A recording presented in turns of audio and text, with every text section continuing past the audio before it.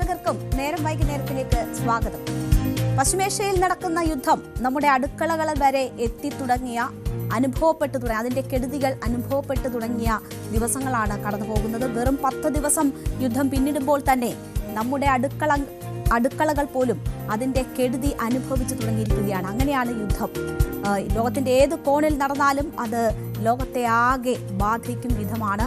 നമുക്കറിയാം, ഈ യുദ്ധവുമായി ബന്ധപ്പെട്ടുള്ള വാർത്തകൾ നൽകുമ്പോഴുള്ള ഓരോരുത്തരുടെയും പ്രതികരണങ്ങളൊക്കെ നമ്മൾ കേൾക്കുന്നുണ്ട്. അപ്പോൾ അതെല്ലാവർക്കും ഒരു മുന്നറിയിപ്പാണ്. ഒരു യുദ്ധവും നല്ലതൊന്നും സമ്മാനിക്കില്ല എന്നൊരു മുന്നറിയിപ്പാണ് ഈ യുദ്ധവും നൽകിക്കൊണ്ടിരിക്കുന്നത്. അപ്പോൾ അതുൾപ്പെടെ, അതിന്റെ വിശദാംശങ്ങൾ ഉൾപ്പെടെ, എങ്ങനെയാണ് പശ്ചിമേഷ്യൻ യുദ്ധം നമ്മുടെ അടുക്കളകളെ വരെ ബാധിക്കുന്നതെന്ന് ഉൾപ്പെടെയുള്ള വാർത്തകളുടെ വിശദാംശങ്ങളിലേക്ക് നമ്മൾ കടക്കുകയാണ്. ഈ നേരം വൈകുന്നേരത്തിൽ എല്ലാ പ്രേക്ഷകർക്കും സ്വാഗതം.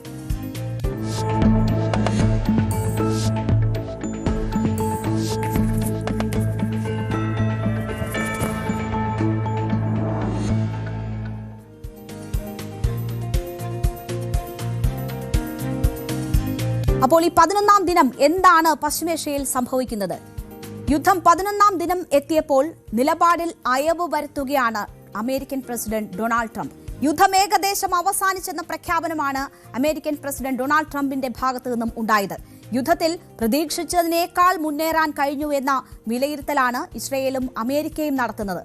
അതേസമയം ട്രംപിന്റെ വാക്കുകൾ ഇറാൻ തള്ളിക്കളഞ്ഞ് രംഗത്ത് വരുന്നു. ഈ യുദ്ധം തുടങ്ങിയത് അമേരിക്കയാണ്, പക്ഷേ അവസാനിപ്പിക്കുന്നത് സംബന്ധിച്ച തീരുമാനം ഇറാന്റേതായിരിക്കുമെന്നാണ് ഇറാന്റെ റവല്യൂഷണറി ഗാർഡ് പ്രസ്താവനയിലൂടെ അറിയിച്ചിരിക്കുന്നത്. അതോടുകൂടി യുദ്ധഭീതി കൂടിയിരിക്കുകയാണ്. ഇറാൻ ആയിരിക്കും ഈ യുദ്ധം അവസാനിപ്പിക്കുന്നത് തീരുമാനിക്കുക എന്ന് പറയുമ്പോൾ ഉടനൊന്നും ഈ യുദ്ധം അവസാനിക്കാൻ പോകുന്നില്ല എന്നതിന്റെ ഒരു സന്ദേശമാണ് ഇരു രാഷ്ട്രങ്ങളും നൽകിക്കൊണ്ടിരിക്കുന്നത്. അപ്പോൾ അതിന്റെ വിശദാംശങ്ങളിലേക്കാണ് നമ്മൾ ഇനി കടക്കാൻ പോകുന്നത്. ഇറാന് ഇപ്പോൾ നാവികസേനയില്ല, ആശയവിനിമയ സംവിധാനങ്ങളില്ല, വ്യോമസേനയുമില്ല. യുദ്ധത്തിന്റെ 11ാം ദിനം ട്രംപിന്റെ പരിഹാസം ഇങ്ങനെയൊക്കെയായിരുന്നു. യുദ്ധവിജയത്തിന്റെ പ്രഖ്യാപനമായിരുന്നു ട്രംപിന്റെ ഈ വാക്കുകൾ. ഏകദേശം 4-5 ആഴ്ചകൾ യുദ്ധം നീണ്ടു നിൽക്കുമെന്നാണ് പ്രതീക്ഷിച്ചതെന്ന് ട്രംപ് പറയുന്നു. എന്നാൽ അമേരിക്ക വളരെയേറെ മുന്നിലാണ് ഇപ്പോഴെന്നും ഇത് വേഗത്തിൽ തന്നെ അവസാനിച്ചെന്നുമാണ് ട്രംപ് അഭിപ്രായപ്പെട്ടത്. അതായത് അമേരിക്കയും ഇസ്രയേലും സംയുക്തമായി ഇറാനുമേൽ നടത്തിയ ആക്രമണം പ്രതീക്ഷിച്ചതിലും വേഗം ലക്ഷ്യം കണ്ടു എന്നതാണ് അമേരിക്ക അവകാശപ്പെടുന്നത്, ട്രംപ് അവകാശപ്പെടുന്നത്. യുദ്ധം ഏകദേശം അവസാനിച്ചെന്ന പ്രഖ്യാപനമാണ് അമേരിക്കൻ പ്രസിഡന്റ് നടത്തിയത്. CBS ന്യൂസിന് നൽകിയ അഭിമുഖത്തിലായിരുന്നു ട്രംപിന്റെ ഈ അഭിപ്രായ പ്രകടനം. ഇറാന്റെ മിസൈലുകൾ ചിതറിപ്പോയി എന്ന് ട്രംപ് പറയുന്നു. നിർമ്മാണത്തിലുൾപ്പെടെ അവരുടെ ഡ്രോണുകൾ എല്ലായിടത്തും നശിപ്പിക്കപ്പെടുകയാണ്. സൈനികപരമായി അവർക്കിനി ഒന്നും തന്നെ അവശേഷിക്കുന്നില്ല എന്നതാണ് ട്രംപ് അവകാശപ്പെട്ടത്. അപ്പോൾ ഒരു ഭാഗത്ത് പരിഹാസവും ഒരു ഭാഗത്ത് വലിയ അവകാശവാദങ്ങളുമാണ് ട്രംപിന്റെ ഭാഗത്തു നിന്നും ഉണ്ടായത്. ട്രംപിന്റെ ആ വാക്കുകളൊന്ന് നമുക്ക് കേൾക്കാം. Mr. President, you've said the war is, quote, very complete, but your defense secretary says this is just the beginning. So which is it, and how long should Americans be prepared? Well, I think you could say it both. The beginning, it's the beginning of building a new country. You have to take him out. Does he have a target on his back? You mean the new supreme leader? You mean the son? How can there be an Iran with well, another I don't want to say that, but I was disappointed because we think it's going to lead to just more of the same problem for the country. So I was disappointed to see their choice. You said you have someone in mind to be the new Iranian leadership, if not the Ayatollah's son. What are you looking for in that person? Are you looking at someone internal, given that you just said that their leadership has been decimated? I like the idea of internal and eternal, come to think of it. But I like the idea of internal because it works well. I mean, I think we've proven that so far.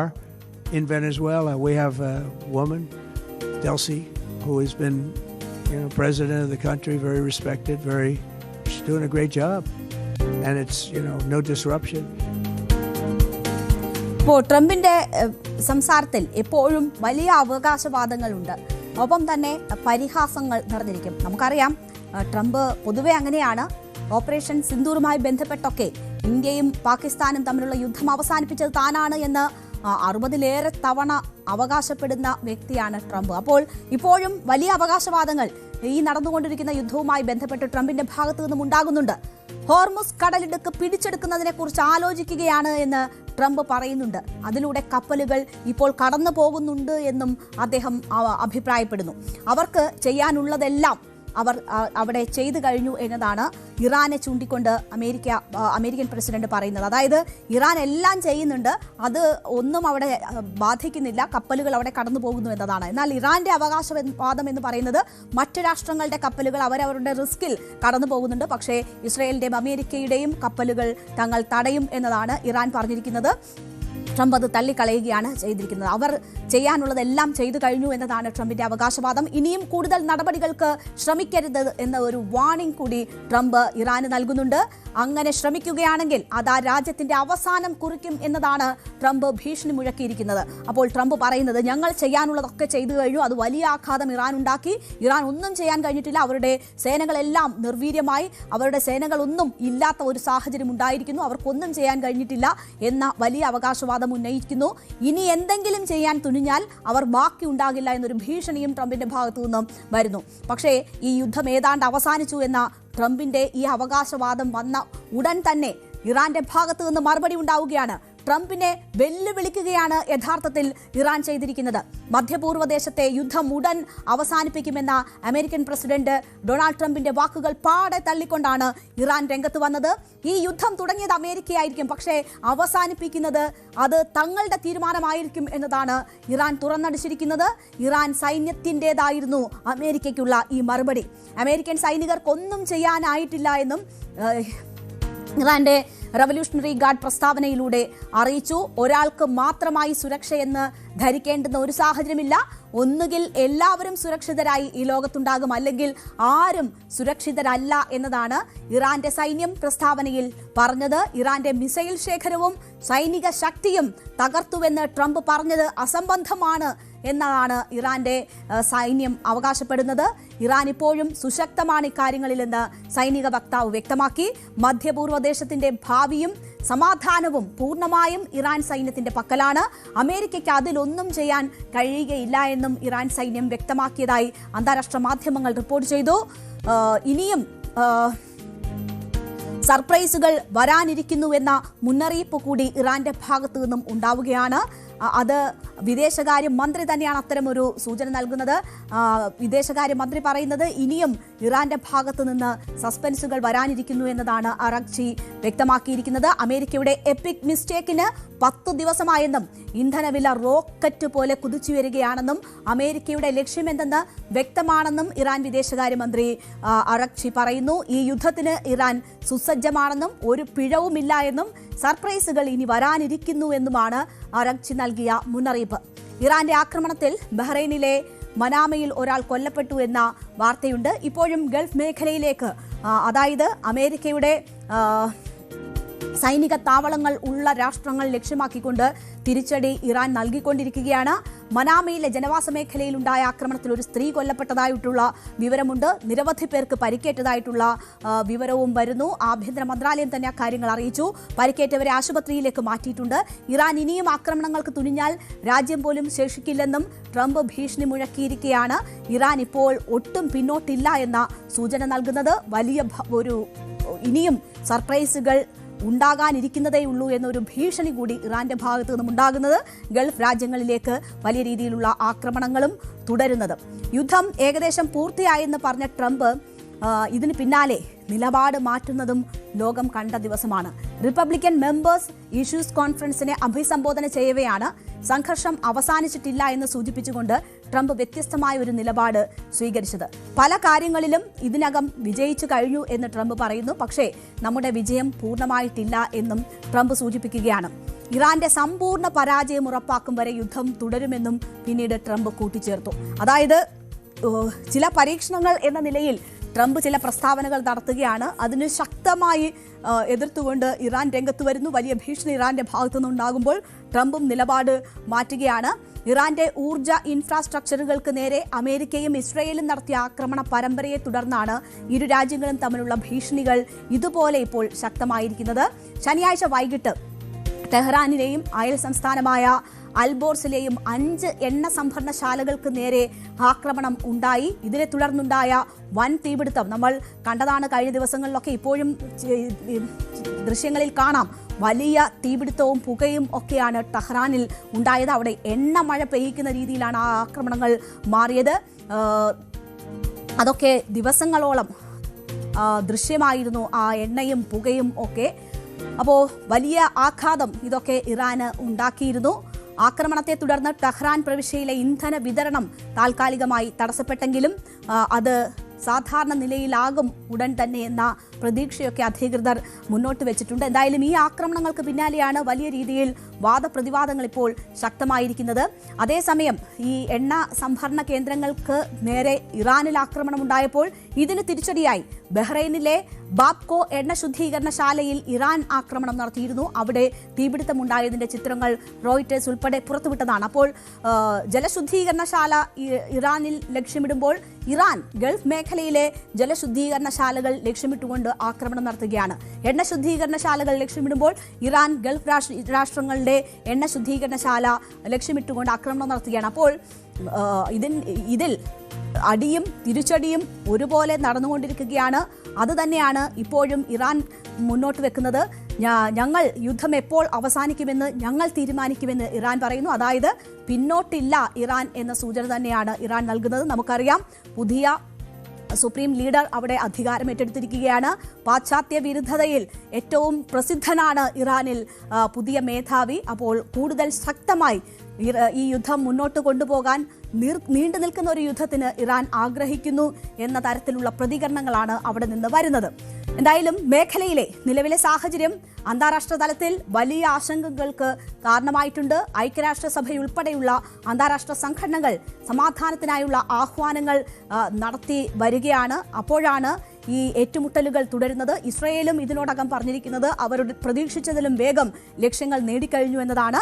പക്ഷേ ലക്ഷ്യം കണ്ടു, യുദ്ധം അവസാനിച്ചു എന്ന സൂചനകൾ അമേരിക്കയും ഇസ്രയേലും നൽകുമ്പോൾ ദീർഘകാല യുദ്ധത്തിന് തയ്യാറെടുക്കുന്ന ഇറാനെയാണ് ഇപ്പോൾ ലോകം കാണുന്നത്.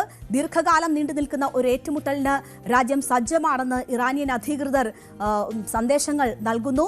തങ്ങളുടെ പക്കൽ ബാലിസ്റ്റിക് ക്രൂയിസ് മിസൈലുകൾ, ഡ്രോണുകൾ, ആക്രമണ കപ്പലുകൾ എന്നിവയുടെ വൻ ശേഖരമുണ്ടെന്നും കുറഞ്ഞത് 6 മാസമെങ്കിലും അതിശക്തമായ പോരാട്ടം നടത്താൻ തങ്ങൾക്ക് കഴിയുമെന്നുമാണ് IRGC വക്താവ് വ്യക്തമാക്കിയിരിക്കുന്നത്. കൂടാതെ ഇറാൻ ഉടൻ തന്നെ പുതിയ യുദ്ധതന്ത്രങ്ങൾ ആവിഷ്കരിക്കുമെന്നും കൂടുതൽ ദൂരപരിധിയുള്ള അത്യാധുനിക മിസൈലുകൾ വിന്യസിക്കുമെന്നും കൂട്ടിച്ചേർക്കുമ്പോൾ ഈ യുദ്ധം നീളുമോ എന്ന ആശങ്ക കൂടുതൽ ശക്തമാവുകയാണ്.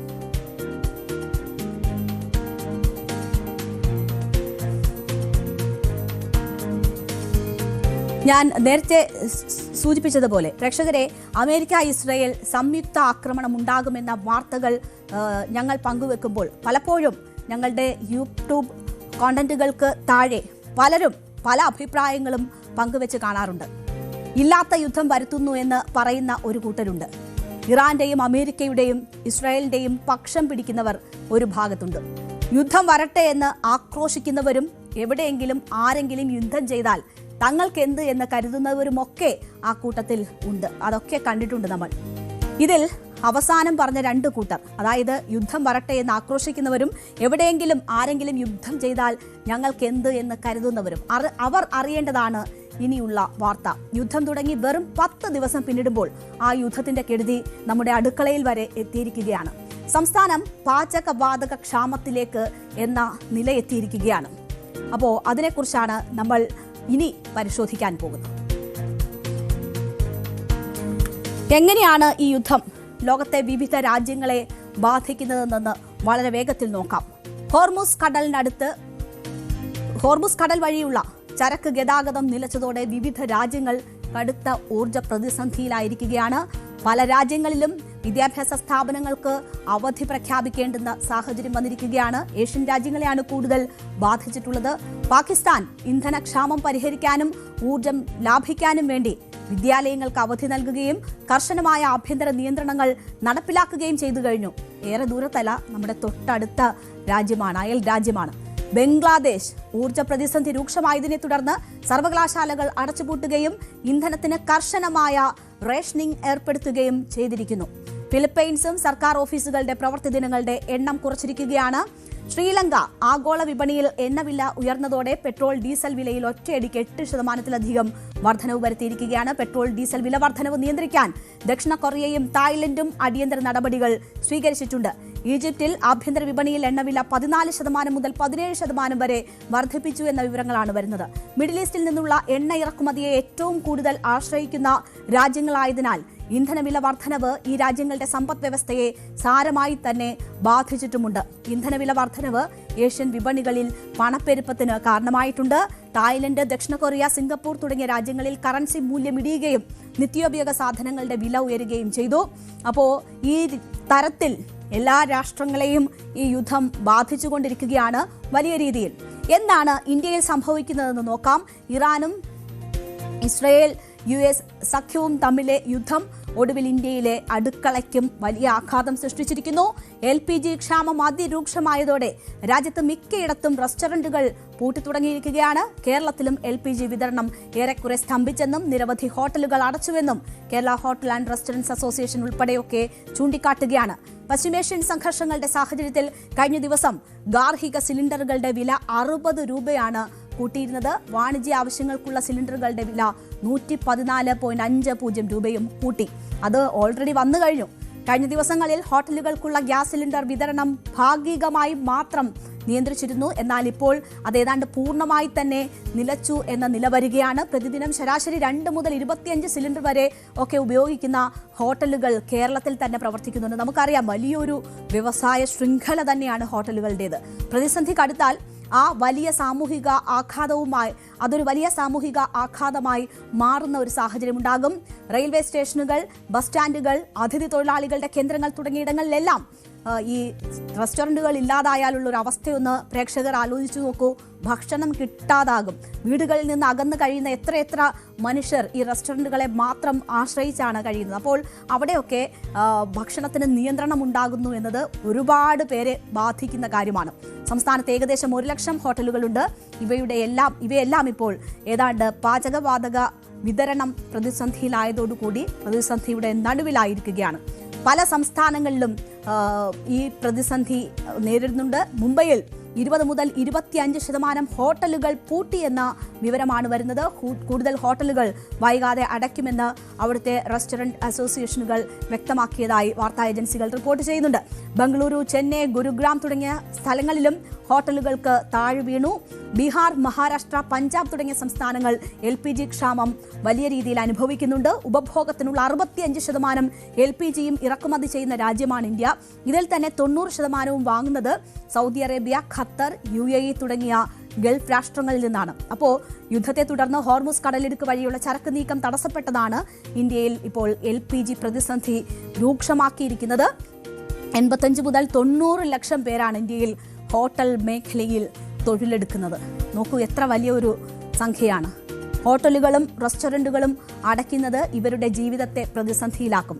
പ്രതിവർഷം ശരാശരി 35,000 കോടി രൂപ സർക്കാരിന് നികുതി നൽകുന്ന ഹോട്ടൽ മേഖല ഇന്ത്യയിൽ ഏറ്റവും അധികം തൊഴിലുള്ള 3ാമത്തെ വലിയ വ്യവസായമായാണ് കണക്കാക്കുന്നത്. അപ്പോൾ ഇത്രയധികം ആളുകളുടെ ജീവിതത്തെ അത് ബാധിക്കും. പിന്നെ അതിനെ ആശ്രയിച്ച് ഭക്ഷണം കഴിക്കുന്നവർ, സ്ഥാപനങ്ങൾ, അതിനെയൊക്കെയും ബാധിക്കും. അപ്പോൾ ഇതൊരു വലിയ പ്രതിസന്ധി ലോകത്താകെ സൃഷ്ടിക്കാൻ പോകുന്ന സാഹചര്യമാണ് ഈ യുദ്ധം വരുത്തിവെച്ചിരിക്കുന്നത്.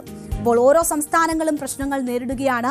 ഇറാനിലെ സംഘർഷം തമിഴ്നാട്ടിൽ സൃഷ്ടിക്കുന്ന പ്രശ്നങ്ങൾ വിശദീകരിച്ചുകൊണ്ട് നടപടികൾ എടുക്കണമെന്നാവശ്യപ്പെട്ടും തമിഴ്നാട് മുഖ്യമന്ത്രി MK സ്റ്റാലിൻ പ്രധാനമന്ത്രി നരേന്ദ്രമോദിക്ക് കത്തെഴുതിയിട്ടുണ്ട്.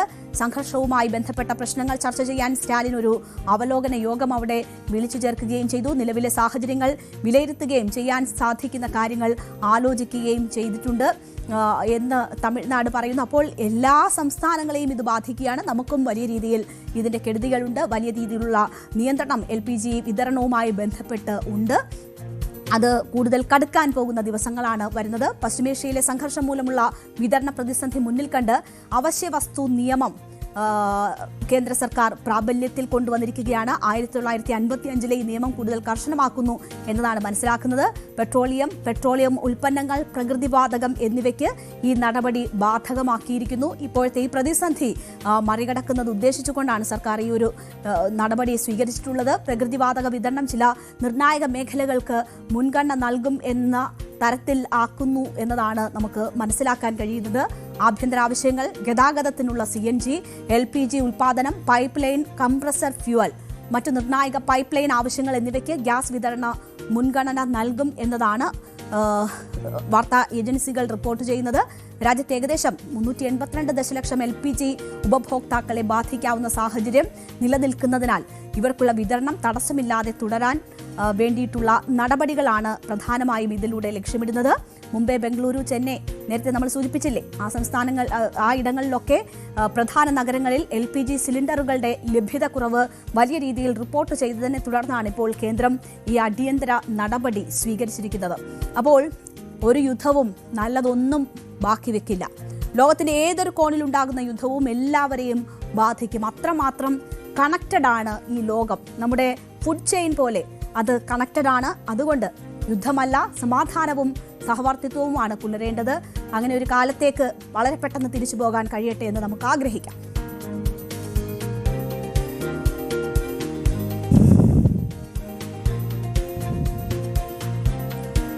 അപ്പോൾ നമ്മൾ ഇനി ഫോക്കസ് നമ്പർ 3 പോവുകയാണ്. കോംപ്രമൈസിൽ തീരുമോ ഗണേഷ് കെടുതി എന്നതാണ് നമ്മൾ പരിശോധിക്കാൻ പോകുന്നത്. ഭാര്യ ബിന്ദു മേനോൻ ഉന്നയിച്ച ആരോപണത്തിൽ മന്ത്രി KB ഗണേഷ് കുമാർ രാജിവെക്കുമോ എന്നതായിരുന്നു കഴിഞ്ഞ വൈകുന്നേരം മുതൽ ഇന്ന് പുലർച്ചെ വരെ ഉണ്ടായിരുന്ന, അല്ലെങ്കിൽ രാവിലെ വരെ ഉയർന്ന ചോദ്യം. പക്ഷേ ഇപ്പോൾ വ്യക്തമായിരിക്കുന്നു, മന്ത്രി KB ഗണേഷ് കുമാർ രാജിവെക്കില്ല. ഇരുവരും തമ്മിൽ ഒത്തുതീർപ്പിൽ എത്തിയ സാഹചര്യത്തിലാണ് തീരുമാനം. ഭാര്യയുമായി എല്ലാം പറഞ്ഞു തീർത്തു, കോംപ്രമൈസ് ആക്കിയിട്ടുണ്ട് മന്ത്രി KB ഗണേഷ് കുമാർ. മന്ത്രിസഭാ യോഗത്തിൽ ഗണേഷ് കുമാർ പങ്കെടുത്തെങ്കിലും വിഷയം ചർച്ചയായില്ല. വിവാദത്തിൽ രാജിക്ക് വഴി തെളിഞ്ഞതാണ്. ഒരുപക്ഷെ രാജി ആവശ്യപ്പെടും എന്ന തരത്തിലൊക്കെയുള്ള വാർത്തകൾ വന്നിരുന്നു. പക്ഷേ തന്നോട് മാപ്പ് പറഞ്ഞു, വിവാദം അവസാനിപ്പിച്ചു എന്ന് ഭാര്യ തന്നെ പറഞ്ഞ് രംഗത്ത് വന്ന സാഹചര്യത്തിൽ, അതുമാത്രവുമല്ല അവർക്ക് ഈ പരാതിയുമായോ വിവാദവുമായോ മുന്നോട്ട് പോകാൻ താല്പര്യമില്ലെന്നും അറിയിച്ച് ബിന്ദു മേനോൻ രംഗത്ത് വന്നതാണ് വലിയ രീതിയിൽ ഇപ്പോൾ വഴിത്തിരിവുണ്ടാക്കിയിരിക്കുന്നത്. രാജി ആവശ്യം പക്ഷേ കടുപ്പിക്കുകയാണ് പ്രതിപക്ഷം ചെയ്തിരിക്കുന്നത്.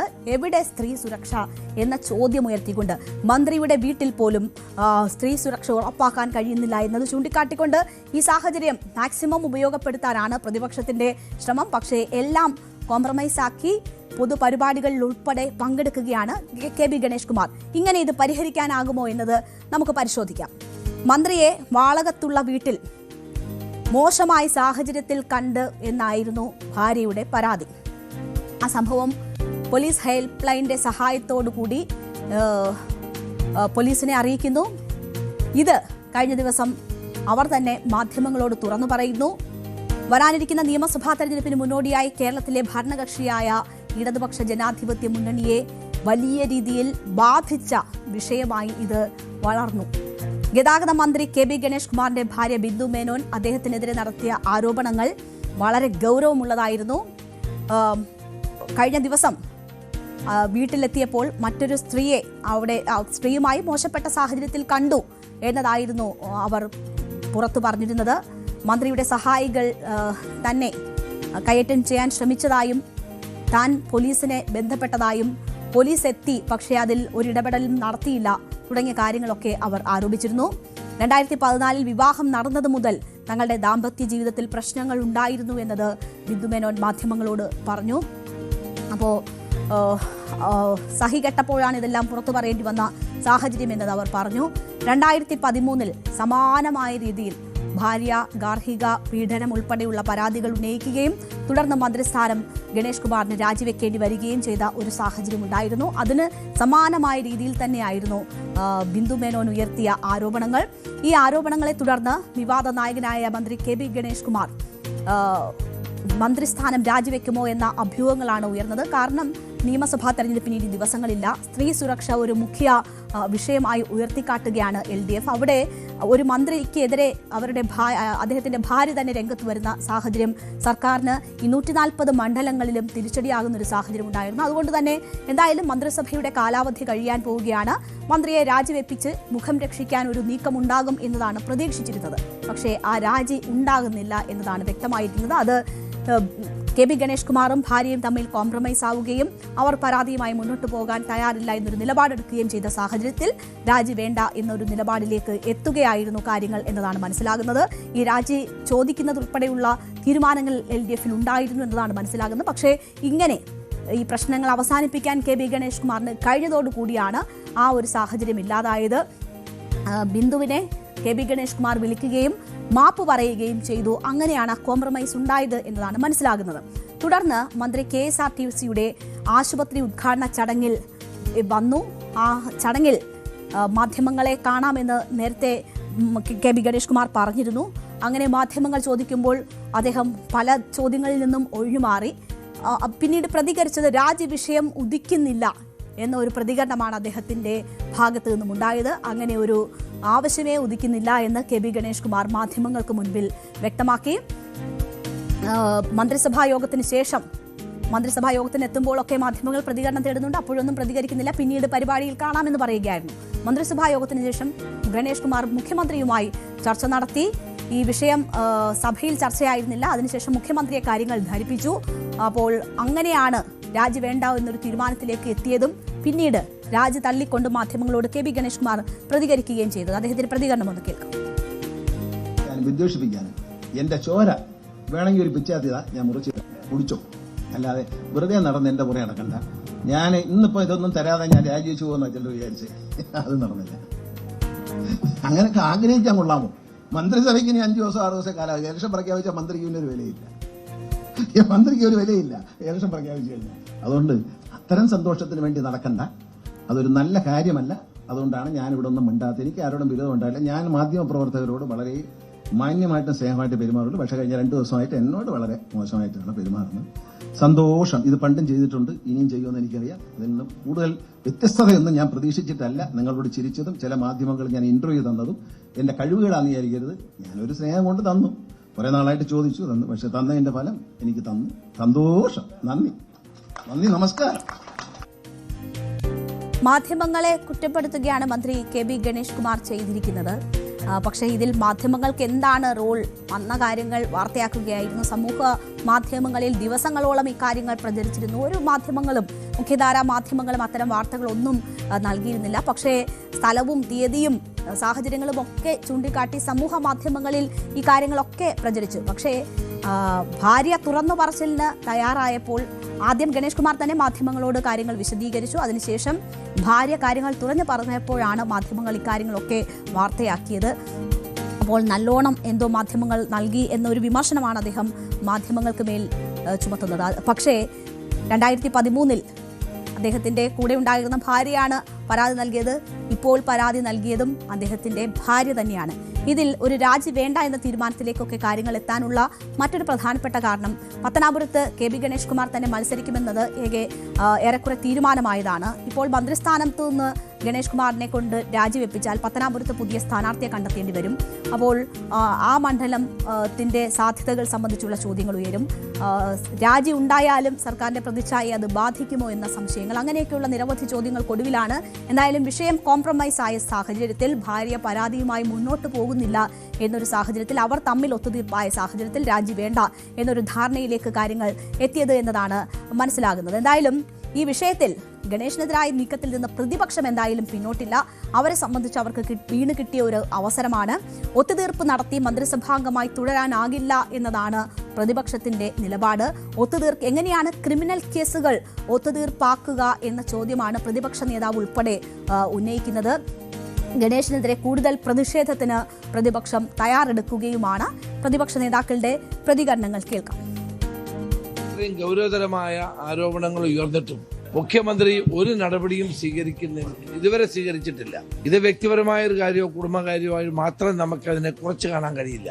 കേരളത്തിന്റെ ഒരു മന്ത്രിയല്ലേ, നിങ്ങൾക്ക് ധാർമ്മികമായ നിലപാടുകൾ സ്വീകരിക്കാൻ ബാധ്യസ്ഥനായ മുഖ്യമന്ത്രി, നിയമപരമായ നടപടികൾ സ്വീകരിക്കാൻ ബാധ്യസ്ഥനായ മുഖ്യമന്ത്രി ഇത്തരം ഒരു നിലപാട് സ്വീകരിക്കുന്നത് തികച്ചും അധാർമികവും നിയമവിരുദ്ധവുമായ കാര്യമാണ്. മന്ത്രി രാജിവെക്കുകയാണ് വേണ്ടത്. ഈ കാര്യത്തിൽ മുഖ്യമന്ത്രി ഒളിച്ചുകളി അവസാനിപ്പിക്കണം. ഇപ്പോൾ മുഖ്യമന്ത്രിക്ക് നേരെയാണ് പ്രതിപക്ഷ നേതാക്കൾ ചോദ്യങ്ങൾ ഉയർത്തുന്നത്. ധാർമ്മികതയെ എവിടെ എന്ന ചോദ്യം ഉയർത്തുന്നു. സ്ത്രീ വിഷയത്തിൽ ഇതാണോ നിലപാട് എന്ന ചോദ്യം പ്രതിപക്ഷം ഉയർത്തുന്നു. അപ്പോൾ കോംപ്രമൈസിൽ തീരുമോ കാര്യങ്ങൾ? ഭാര്യയുടെ പരാതി കുടുംബ പ്രശ്നം എന്ന് പറഞ്ഞ് ഒത്തുതീർപ്പാക്കുമ്പോഴും LDF സർക്കാരിനെതിരെ രാഷ്ട്രീയ ചോദ്യങ്ങൾ നിരവധി ഉയരുകയാണ്. പിണറായി സർക്കാരിന് ഏറ്റവും വലിയ നേട്ടമായി ചൂണ്ടിക്കാണിക്കപ്പെടുന്നത് സ്ത്രീപക്ഷ നിലപാടുകളാണ്. എന്നാൽ ഗണേഷിനെ മന്ത്രിസഭയിൽ ഇരുത്തിക്കൊണ്ട് മുഖ്യമന്ത്രിക്ക് ഇനി ആ സ്ത്രീപക്ഷ അവകാശവാദം ആവർത്തിക്കാനാകുമോ എന്നതാണ് ഉയരുന്ന ഏറ്റവും പ്രധാനപ്പെട്ട ചോദ്യം. വീട്ടിൽ കയ്യേറ്റമടക്കമുണ്ടായി എന്ന് പറഞ്ഞ ഭാര്യ, അവർ 112 വിളിച്ച് ഇക്കാര്യങ്ങൾ റിപ്പോർട്ട് ചെയ്തു. പോലീസ് എത്തി, പക്ഷേ പോലീസിന്റെ ഭാഗത്തു നിന്ന് ഇടപെടലുണ്ടായില്ല എന്നവർ പരാതിപ്പെട്ടു. മാത്രവുമല്ല, മുഖ്യമന്ത്രിയുടെ മകളെ ഈ കാര്യങ്ങൾ ധരിപ്പിച്ചു എന്ന കാര്യം കൂടി ബിന്ദു ഇന്നലെ ചൂണ്ടിക്കാട്ടിയതാണ്. പോലീസ് ഒരു നടപടിയും എടുത്തില്ല ഇങ്ങനെ ഒരു വിവരം അറിഞ്ഞിട്ട് എന്ന കാര്യം അവർ ചൂണ്ടിക്കാട്ടി. ഒന്നും ചെയ്യാനില്ല എന്ന് പറഞ്ഞ് പോലീസ് ഒഴിഞ്ഞു മാറി എന്ന ഒരു ആരോപണമാണ് അവർ ഉന്നയിച്ചിരുന്നത്. മുഖ്യമന്ത്രിയുടെ മകളെ വിവരം അറിയിച്ചു എന്ന് പറഞ്ഞിട്ട് ആ വിഷയത്തിൽ ഒരു നിലപാടും ഉണ്ടായിട്ടില്ല എന്നൊരു കാര്യം ചൂണ്ടിക്കാട്ടി. പരാതി ഒത്തുതീർപ്പാകുമ്പോഴും ഒരിടപെടലും ഉണ്ടായിട്ടില്ല എന്ന പ്രശ്നം അവിടെ അപ്പോൾ നിലനിൽക്കും. മാത്രവുമല്ല, ഈ തെരഞ്ഞെടുപ്പുമായി ബന്ധപ്പെട്ട് രാഹുൽ മാങ്കൂട്ടത്തിനെതിരായ ബലാത്സംഗ കേസുകൾ ഉയർന്നു വരുമെന്ന കാര്യത്തിൽ സംശയമില്ല. അപ്പോൾ അതിൽ ഒരു പ്രത്യേക സംഘത്തെയൊക്കെ നിയോഗിച്ച് നടപടികൾ വേഗത്തിലാക്കിയ സർക്കാർ മന്ത്രിസഭയിലെ മന്ത്രിക്കെതിരെ ഒരു ഭാര്യ നൽകിയ പരാതിയിൽ ഇങ്ങനെയാണോ നിലപാട് സ്വീകരിക്കുന്നതെന്നൊരു ചോദ്യം. അപ്പോൾ സ്ത്രീ വിഷയങ്ങളിൽ രാഷ്ട്രീയമാണോ പ്രധാനം എന്നൊരു ചോദ്യം, രാഷ്ട്രീയം നോക്കിയാണോ ഇടപെടൽ എന്നൊരു ചോദ്യം അവിടെ ഉയരുന്നുണ്ട്. അപ്പോൾ എന്ത് ചെയ്തു ഈ വിഷയത്തിൽ എന്ന ചോദ്യം വരുമ്പോൾ അവിടെ പോലീസ് പ്രവർത്തിച്ചില്ല. മുഖ്യമന്ത്രിയുടെ മകളോടുൾപ്പെടെ കാര്യങ്ങൾ പറഞ്ഞിട്ട് യാതൊരു ഇടപെടലും ഉണ്ടായില്ല. അവർ തന്നെ കാര്യങ്ങൾ തുറന്നു പറഞ്ഞിട്ട് അത് കോംപ്രമൈസ് ചെയ്യുകയാണ് ഉണ്ടായിട്ടുള്ളത്. അപ്പോൾ ഇത്തരം കേസുകളിൽ കോംപ്രമൈസ് ആണോ ഈ സർക്കാരിന്റെ നയം എന്നൊരു ചോദ്യം ബാക്കിയാകുന്നു. അപ്പോൾ തെരഞ്ഞെടുപ്പ് പ്രചരണത്തിൽ ഈ വിഷയങ്ങളൊക്കെ പ്രതിപക്ഷം ഉയർത്തിക്കാട്ടുന്ന ഒരു സാഹചര്യമാണ് ഉണ്ടാകുന്നത്. പത്തനാപുരത്ത് ഗണേഷിന്റെ സ്ഥാനാർത്ഥിത്വം വരുമ്പോഴൊക്കെ ഈ സ്ഥാനാർത്ഥിത്വവുമായി ബന്ധപ്പെട്ടൊക്കെ ഈ നിലപാട് ചോദ്യം ചെയ്യപ്പെടുന്ന ഒരു സാഹചര്യം ഉണ്ടാകും. അപ്പോൾ അത് വലിയ പ്രതിസന്ധിയായി തന്നെ സർക്കാരിന് മുന്നിൽ ഈ വിഷയം കോംപ്രമൈസ് ആകുമ്പോഴും നിൽക്കുന്നു എന്നതാണ് സാഹചര്യം. ഗണേഷ് മന്ത്രിയായി തുടരുന്നതിൽ മുന്നണിയിൽ CPIക്ക് ഉൾപ്പെടെ എതിർപ്പുണ്ട് എന്നൊരു സാഹചര്യമുണ്ട്. അപ്പോൾ അത് ഏതൊക്കെ തരത്തിൽ ഇനി ചർച്ചയാകുന്നു എന്ന ഒരു സാഹചര്യം കൂടി നിൽക്കുന്നുണ്ട്. മന്ത്രിസഭയിൽ എല്ലാവരും കെ ബി ഗണേഷ് കുമാറിനെ പേറാൻ സന്നദ്ധമാകുമോ എന്നൊരു ചോദ്യം നിൽക്കുന്നു. കെ ബി ഗണേഷ് കുമാറിനെ അതിരൂക്ഷമായി വിമർശിച്ച് വെള്ളാപ്പള്ളി നടേശൻ രംഗത്ത് വന്നൊരു സാഹചര്യം കൂടിയുണ്ട്. ഗണേഷ് ഒരു വഷളനാണ് എന്ന് വെള്ളാപ്പള്ളി നടേശൻ പറയുന്നു. മന്ത്രിസ്ഥാനത്തിരുന്ന് ഇത്രയും തറവേലകൾ ചെയ്തിട്ടുള്ള ഒരാളെ കണ്ടിട്ടില്ല എന്നതാണ് വെള്ളാപ്പള്ളി സ്വതസിദ്ധമായ ശൈലിയിൽ ഈ വിഷയത്തോട് പ്രതികരിച്ചത്. മന്ത്രിയാകുമ്പോൾ നിലയും വിലയും ഉണ്ടാകാൻ ഒരു ബാധ്യതയുണ്ട്, പക്ഷേ അത് ഗണേഷിനില്ല എന്നതാണ് പറയുന്നത്. എൻ്റെ വെള്ളാപ്പള്ളി പറഞ്ഞ എല്ലാ കാര്യങ്ങളും എനിക്ക് പ്രേക്ഷകരോട് വായിക്കാൻ വയ്യ. ഏതായാലും വെള്ളാപ്പള്ളി നമുക്ക് നേരിട്ട് കേൾക്കാം. മാന്യമായി പൊതുപ്രവർത്തനം നടത്തേണ്ടതിന് പോലെ ഒരു വഷളായ ഒരു മന്ത്രിയാകുമ്പോൾ പോലെങ്കിലും ഒരു നിലയും നിലവാരവും പുലർത്താൻ ബാധ്യസ്ഥനാണ്. മന്ത്രി അല്ലെങ്കിൽ പോലും ഇതുപോലുള്ള പ്രവൃത്തികൾ നമ്മുടെ ഭാരത സംസ്കാരത്തിന് ഉചിതമല്ല. പിന്നെ അദ്ദേഹത്തിന് പെണ്ണിനോടും പൊന്നിനോടും ഏറെ ഇഷ്ടമുള്ളതാണ്. ഇപ്പോൾ മുഖ്യമന്ത്രി ജനങ്ങൾക്ക് തൃപ്തികരമായ ഒരു തീരുമാനം ഈ വിഷയത്തിൽ എടുക്കണം എന്നതാണ് വെള്ളാപ്പള്ളി പറഞ്ഞു നിർത്തുന്നത്. വെള്ളാപ്പള്ളിയും ഇടതുമുന്നണിയുമായിട്ടൊക്കെയുള്ള ഇപ്പോഴത്തെ ബന്ധം നമുക്കറിയാവുന്നതാണ്. എന്തായാലും വെള്ളാപ്പള്ളി ഗണേഷിനെ ഉൾക്കൊള്ളുന്നില്ല, തള്ളിക്കളഞ്ഞിരിക്കുകയാണ്. അതിൽ തീരുമാനമെടുക്കാനുള്ള ഉത്തരവാദിത്തം മുഖ്യമന്ത്രിയുടെ മേൽ വെക്കുകയാണ് വെള്ളാപ്പള്ളി നടേശൻ ചെയ്തിരിക്കുന്നത്. അപ്പോൾ ഇത് ഇവിടം കൊണ്ട് അവസാനിക്കുമോ? കോംപ്രമൈസിൽ തീർന്നാൽ ഉയരുന്ന ചോദ്യങ്ങൾ സർക്കാരിനെ സംബന്ധിച്ച് നിരവധിയാണ്. അതിന് 140 മണ്ഡലങ്ങളിലും സർക്കാർ ഉത്തരം പറയേണ്ടുന്ന ഒരു സാഹചര്യം വരും. ആ ഘട്ടത്തിൽ ഇനി എന്തെങ്കിലും തീരുമാനങ്ങൾ ഉണ്ടാകുമോ എന്നത് കാത്തിരുന്ന് കാണേണ്ടുന്ന വിഷയമാണ്. അതോ ഇനി തെരഞ്ഞെടുപ്പ് അടുക്കുമ്പോൾ മറ്റു വിഷയങ്ങൾ വരുമ്പോൾ ഇത് അതിൽ ഇല്ലാണ്ടാകുമോ? എന്തായാലും അതൊക്കെ നമുക്ക് കാത്തിരുന്ന് കാണാം. നമുക്കിപ്പോൾ ഒരു ഇടവേളയിലേക്ക് പോകാം. ഇടവേളയ്ക്ക് ശേഷം മറ്റു ഫോക്കസ് വാർത്തകൾ കാണാം.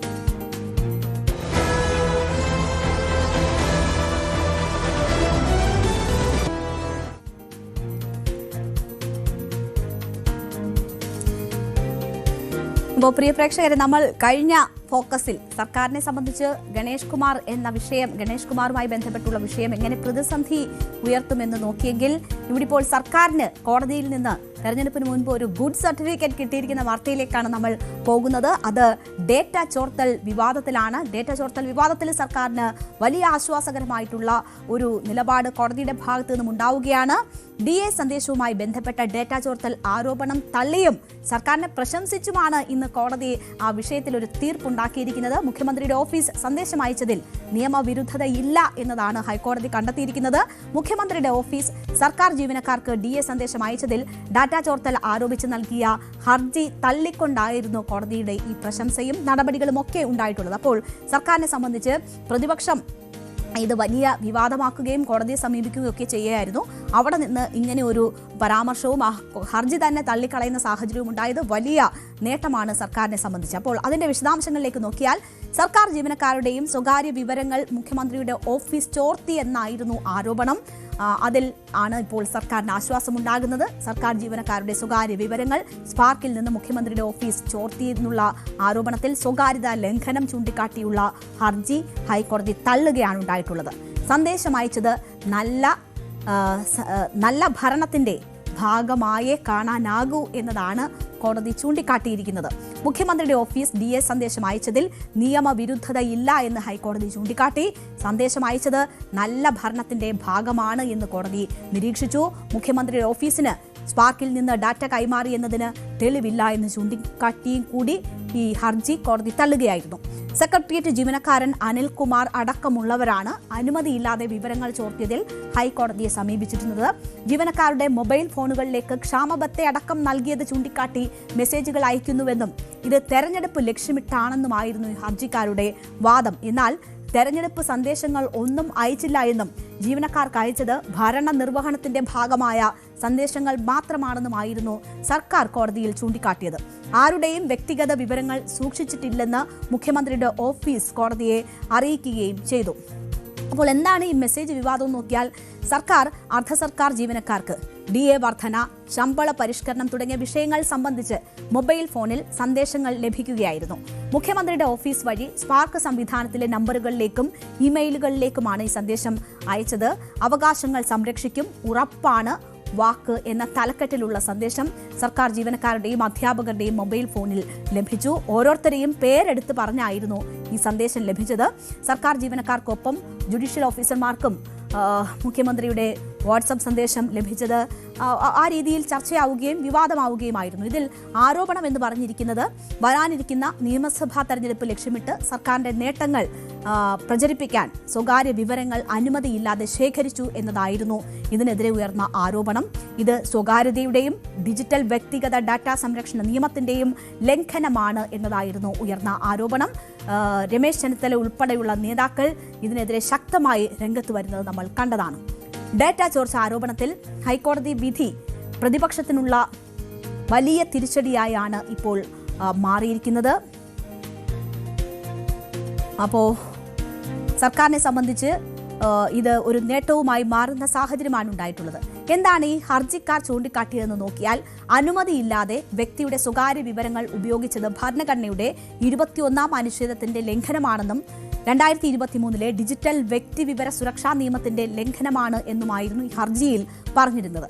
സ്വകാര്യത നഷ്ടപ്പെടുന്ന വിധം സർക്കാർ ജീവനക്കാരടക്കമുള്ളവരുടെ മൊബൈൽ നമ്പറും ഇമെയിൽ ഐഡിയും മുഖ്യമന്ത്രിയുടെ ഓഫീസ് ദുരുപയോഗം ചെയ്തുവെന്ന് ആരോപിച്ചായിരുന്നു ഈ ഹർജി. വ്യക്തിവിവരങ്ങൾ അനുമതിയില്ലാതെ ശേഖരിക്കുന്നത് സ്വകാര്യതാ ലംഘനമാണെന്നും തടയണമെന്നും ഹർജിക്കാർ ആവശ്യപ്പെട്ടു. മലപ്പുറം സ്വദേശിയായ അധ്യാപകൻ റഷീദ് അഹമ്മദ്, സെക്രട്ടേറിയറ്റ് ഉദ്യോഗസ്ഥനായ തിരുവനന്തപുരം സ്വദേശി KM അനിൽകുമാർ എന്നിവരായിരുന്നു ഹർജി നൽകിയത്. തെരഞ്ഞെടുപ്പ് മുന്നിൽ കണ്ടുള്ള നീക്കമാണ് ഇത് എന്നവർ ചൂണ്ടിക്കാട്ടി. വ്യക്തിവിവരങ്ങൾ അനുമതിയില്ലാതെ ശേഖരിക്കുന്നത് സ്വകാര്യതയുടെ മൗലികാവകാശമായി അംഗീകരിച്ച പുട്ടസ്വാമി കേസിൽ സുപ്രീംകോടതി പുറപ്പെടുവിച്ച ഉത്തരവിന് എതിരാണ് എന്നതൊക്കെ ഈ ഹർജിയിൽ ചൂണ്ടിക്കാട്ടിയിരുന്നു.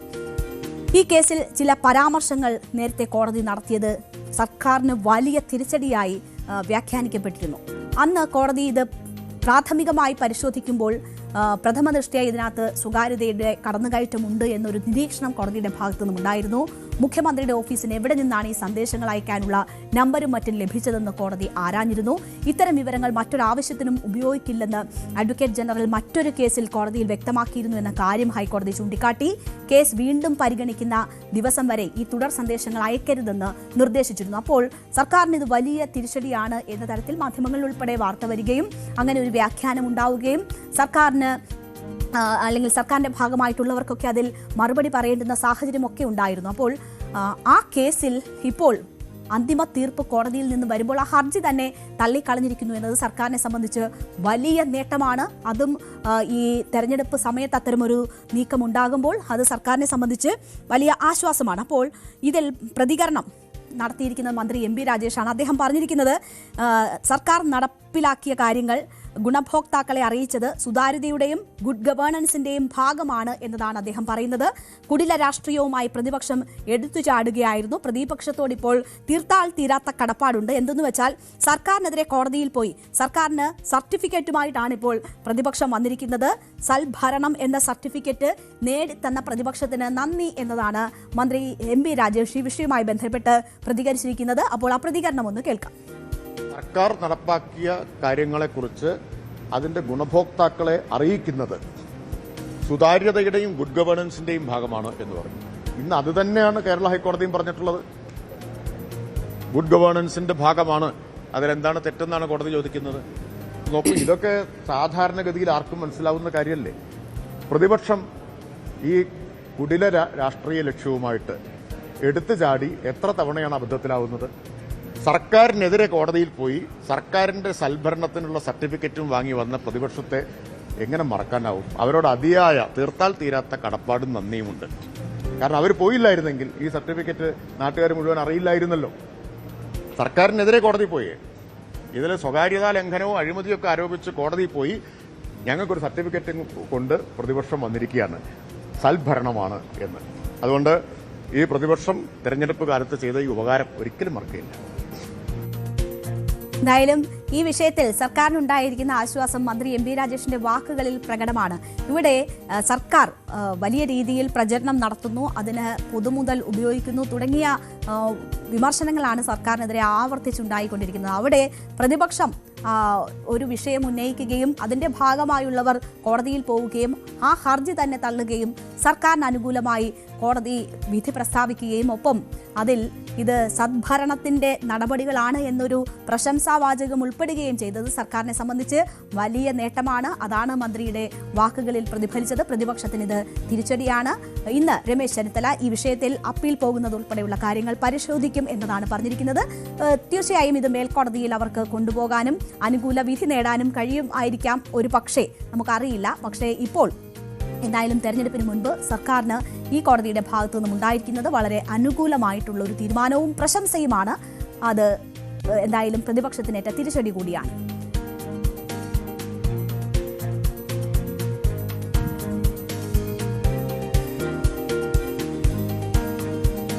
അപ്പോൾ ഒരിക്കൽ കൂടി പ്രധാനമന്ത്രി നരേന്ദ്രമോദി കേരളത്തിലേക്ക് എത്തുകയാണ്. നിയമസഭാ തെരഞ്ഞെടുപ്പ് പ്രഖ്യാപനം അടുത്തിരിക്കെ പ്രധാനമന്ത്രി നരേന്ദ്രമോദി നാളെ കൊച്ചിയിലാണ് എത്തുന്നത്. കലൂരിൽ റോഡ് ഷോ നടത്തുന്ന പ്രധാനമന്ത്രി വിവിധ പദ്ധതികളുടെ ഉദ്ഘാടനം നിർവഹിക്കും. മറൈൻ ഡ്രൈവിൽ അഖില കേരള ധീവരസഭയുടെ സുവർണ ജൂബിലി സമ്മേളനം മോദി ഉദ്ഘാടനം ചെയ്യും.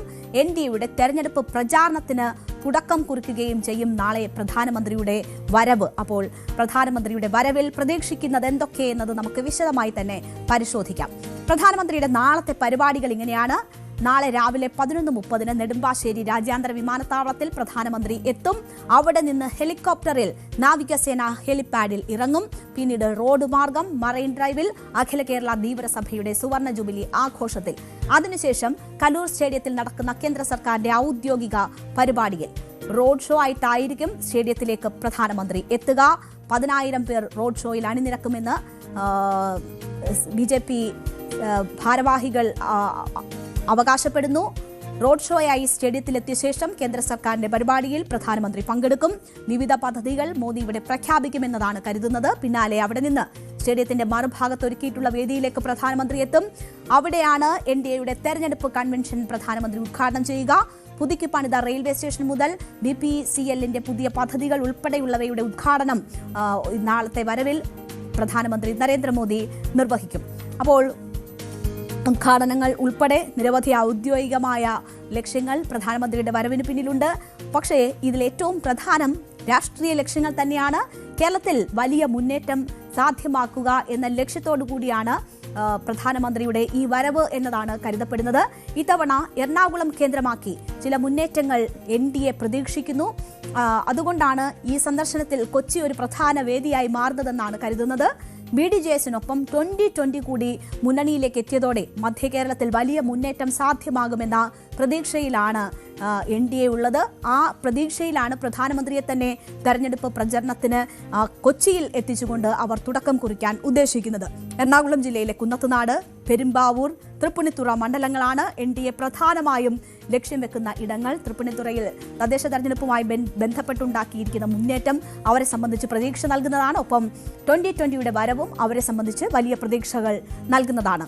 മാറ്റം തുടങ്ങാം, വികസിത കേരളം മോദിക്കൊപ്പം എന്നതാണ് NDA സംസ്ഥാന തെരഞ്ഞെടുപ്പ് കൺവെൻഷന്റെ മുദ്രാവാക്യം. അപ്പോൾ മാറ്റത്തിന് വേണ്ടിയാണ് പ്രധാനമന്ത്രി എത്തുന്നത്. മാറാത്തതിനി മാറും, കേരളം വളരും എന്നതാണ് നിയമസഭാ തെരഞ്ഞെടുപ്പിൽ NDA മുന്നോട്ട് വയ്ക്കുന്ന മുദ്രാവാക്യം. കലൂർ രാജ്യാന്തര സ്റ്റേഡിയത്തിൽ തീർത്തിട്ടുള്ള പടുകൂറ്റൻ പന്തലിൽ 1,00,000-ഓളം NDA പ്രവർത്തകർ മോദിയെ കാണാനായി എത്തും എന്നതാണ് പ്രതീക്ഷിക്കപ്പെടുന്നത്. ഇവിടെ നിന്ന് NDAയുടെ തെരഞ്ഞെടുപ്പ് പ്രചാരണത്തിന്റെ തുടക്കവും കുറിക്കും. അപ്പോൾ ഈ സാഹചര്യത്തിൽ തെരഞ്ഞെടുപ്പ് അടുത്തിരിക്കുമ്പോൾ അതിന്റെ പ്രചാരണത്തിന് തുടക്കം കുറിക്കാൻ പ്രധാനമന്ത്രി തന്നെ എത്തുമ്പോൾ അതൊരു വലിയ ആഘോഷമാക്കി മാറ്റാനാണ് BJP തയ്യാറെടുക്കുന്നത്. മോദി കലൂർ ജവഹർലാൽ നെഹ്റു സ്റ്റേഡിയത്തിൽ നടക്കുന്ന NDAയുടെ തെരഞ്ഞെടുപ്പ് പ്രചാരണ കൺവെൻഷൻ ഉദ്ഘാടനം ചെയ്യുമ്പോൾ അത്രയധികം ആളുകളുടെ പങ്കാളിത്തം ഉറപ്പുവരുത്തുക എന്നതാണ് ഏറ്റവും പ്രധാനം. അതാണ് 1,00,000-ലധികം പ്രവർത്തകരെ പങ്കെടുപ്പിക്കുമെന്ന് BJP നേതാക്കൾ പറയുന്നത്. അവിടെ ഒരു വലിയ ശക്തി പ്രകടനം തന്നെ BJP ഉദ്ദേശിക്കുന്നു.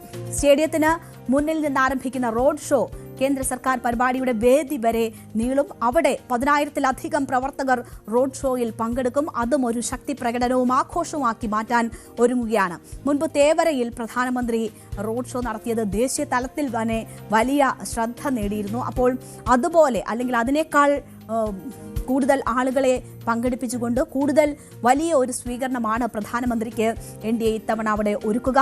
റോഡ് ഷോയിൽ പങ്കെടുക്കുന്ന പ്രവർത്തകർക്ക് പ്രധാനമന്ത്രി അഭിസംബോധന ചെയ്യുന്ന NDA കൺവെൻഷനിൽ പങ്കെടുക്കാനായി പ്രത്യേക പന്തൽ സജ്ജീകരണങ്ങളൊക്കെ BJP ഒരുക്കിയിട്ടുണ്ട്. പ്രധാനമന്ത്രി പങ്കെടുക്കുന്ന പരിപാടി കേരള രാഷ്ട്രീയത്തിൽ മാറ്റത്തിന് കരുത്ത് പകരും എന്നതാണ് BJP നേതാക്കൾ അവകാശപ്പെടുന്നത്. നോക്കൂ, അപ്പോൾ 3 മാസത്തിനിടയിൽ 2ാമത് തവണയാണ് പ്രധാനമന്ത്രി കേരളത്തിൽ എത്തുന്നത്.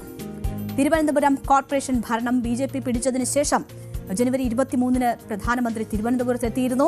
തിരുവനന്തപുരം കോർപ്പറേഷന്റെ ഭരണം പിടിച്ചാൽ 45 ദിവസത്തിനകം മോദിയെ തലസ്ഥാനത്തെത്തിച്ച് നഗരവികസന പദ്ധതികൾ പ്രഖ്യാപിക്കുമെന്നത് സംസ്ഥാന നേതൃത്വത്തിന്റെ ഒരു വാഗ്ദാനമായിരുന്നു. ഇതനുസരിച്ച് പ്രധാനമന്ത്രി വന്നു. ഭരണം പിടിച്ച് വെറും 27 ദിവസമാകുമ്പോൾ തന്നെ പ്രധാനമന്ത്രി എത്തി. പക്ഷേ നഗരവികസന പദ്ധതികളൊന്നും പ്രഖ്യാപിച്ചിരുന്നില്ല.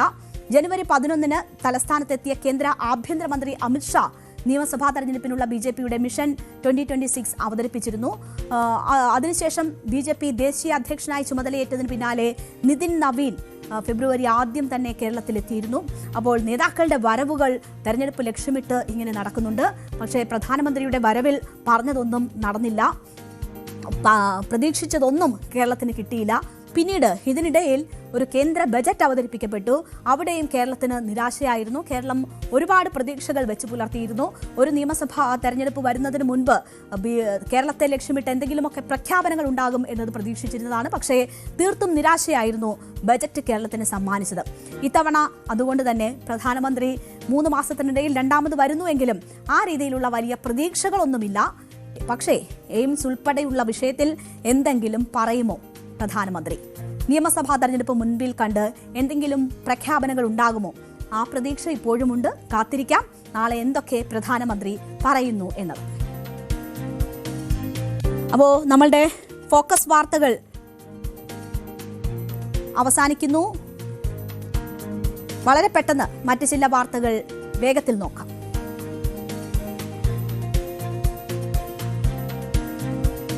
നടിയെ ആക്രമിച്ച കേസിൽ സംസ്ഥാന സർക്കാരിന്റെ അപ്പീൽ ഹൈക്കോടതി ഫയലിൽ സ്വീകരിച്ചു. നടൻ ദിലീപ് ഉൾപ്പെടെയുള്ള പ്രതികൾക്ക് നോട്ടീസ് അയച്ചു. ഹൈക്കോടതി ഡിവിഷൻ ബെഞ്ചിന്റേതാണ് നടപടി.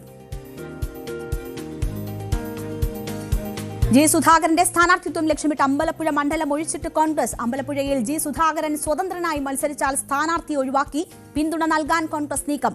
ഇതിനിടെ സുധാകരനെ അനുനയിപ്പിക്കാനുള്ള നീക്കം സിപിഎമ്മും അവസാനിപ്പിച്ചു.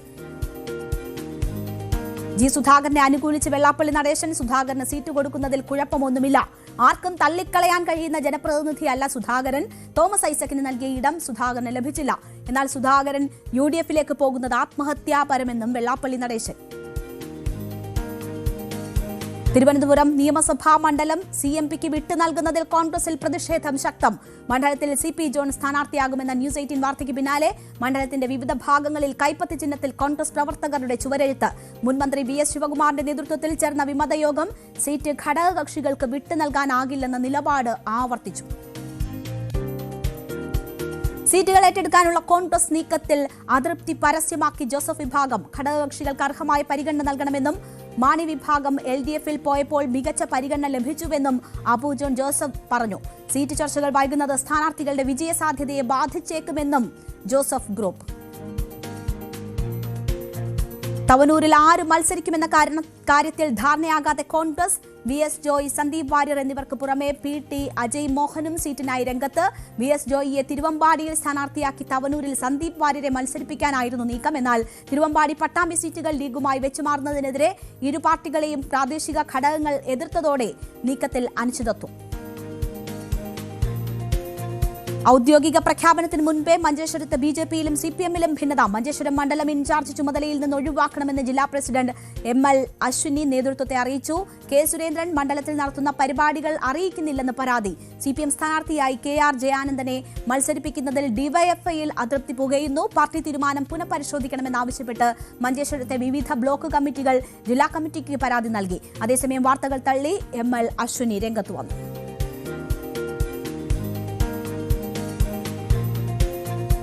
അപ്പോൾ വാർത്തയുടെ 1 മണിക്കൂർ നേരം വൈകുന്നേരം ഇവിടെ അവസാനിക്കുകയാണ്. ഇടവേളയ്ക്ക് ശേഷം ലൈവ് at 6 കാണാം. എല്ലാ പ്രേക്ഷകർക്കും നന്ദി.